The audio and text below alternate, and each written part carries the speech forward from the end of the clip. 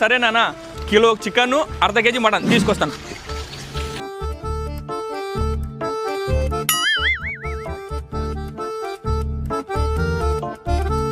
రావట్లేదే.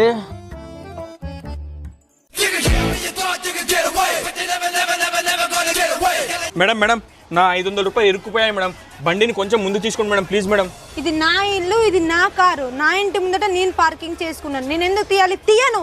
Madam madam please madam, అలా చెప్పకండి. మా ఇంటికి కేజీ చికెన్, అర్ధ కేజీ మటన్ తీసుకెళ్ళాలి మేడం, ప్లీజ్ మేడం తీయండి, లేదంటే మా నాన్న తిడతాడు మేడం. నీకు చెప్తే అర్థం కాదా? నేను తీయనంటే తీయను. ఏం చేసుకుంటావు చేసుకోపో. ఇప్పుడు ఏం చేయాలబ్బా?